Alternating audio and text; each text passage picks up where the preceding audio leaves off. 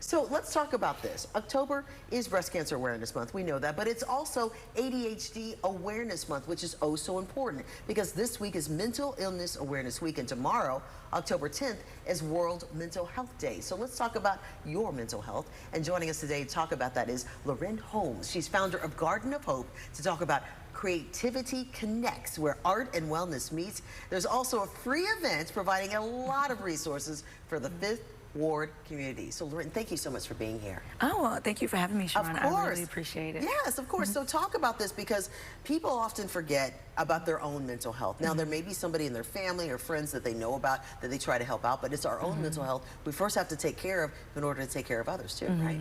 Absolutely. And that is exactly what Creativity Connects is going to do.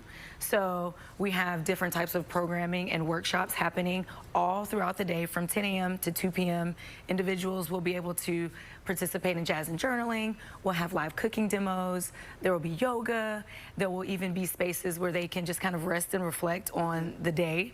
And I just really wanted to make it a really warm and welcoming environment so that way they can, you know, come with all of their things, right? Life has been super heavy lately, and they can leave just feeling a whole lot lighter and have resources available to them should they need to take care of their mental health in the future. Very much so, and that's great. I want to go back to one thing before I move forward because I was going to ask you a whole bunch of questions about how to get involved in this and the other, but jazz and journaling, is that what you just said? So explain, what is that?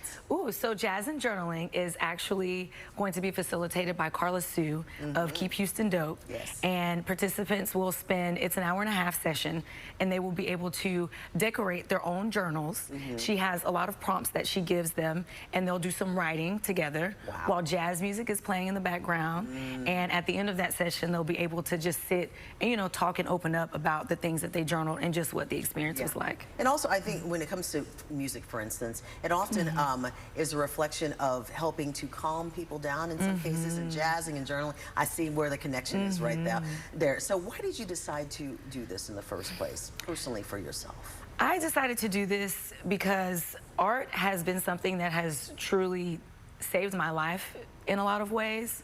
And with all of the research surrounded around art therapy and just how it really does help reduce anxiety, reduce the symptoms of depression, you know, and it helps with self-esteem, right? So that's why I'm doing it, because I know how helpful it's been to me. I've seen how helpful it's been to others, you know, that are artists. And, you know, we do a lot of these things with the youth as well as, you know, senior citizens. So that's why it's family friendly, because art really is a healing thing. It's also, it sounds like you're creating a safe space for people too, to express maybe some of the emotions that they've been holding in and getting help in ways that may not necessarily be going to the doctor, for instance, but another way that can help that they can do on their own as well, or also be around like-minded individuals who may be dealing with what they're dealing with too.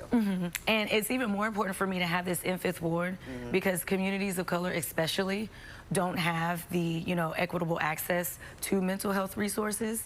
And I just wanted it to be, it's for everyone. But I also wanted to make sure that our community had access to that, you know? Yeah, and I know a lot of people don't want to talk about it in the community either, because they kind of like sweep it under the rug or leave it in a closet and say, no, that's not really happening in our family, but in reality it happens everywhere, right? Okay, so how can people get involved? So tell us where it's going to be, what time, so we can really spread the message out there so people who may need it or know someone who does can participate too. So it will be at Kashmere Gardens Multi-Service Center, and that address is 4802 Lockwood Drive, and it's happening from 10 a.m. to 2 p.m. And people can go on Eventbrite and just type in Creativity Connects to register, and that's just so we can have a head count. But even if they don't register, please still come, and we can just take care of the rest when you get there. Is there a cost to this? It is free. That's what I'm talking about. It is free. It is free to everyone. That is the best cost imaginable, F-R-E-E. So there's no excuse not to go because it's free. All right, well listen, I want to thank you so much for being here and just sharing your passion with everyone and allowing people to know that even if you are dealing with something, especially during this time that we are not just talking about mental health, but let's celebrate it so people can find find a way to get the help that they need, and that's what you're doing. Yes, and I want everyone to feel seen, to feel heard, and to feel cared for, because as humans, that's what we all really want anyways, you know? And also, you've got something special you're going to be showing us in just a little bit, right? I do. Yeah, but we're going to leave it for you to stick around, because I want to spill the beans. You got to stick around for it. It's going to be amazing, so don't go anywhere.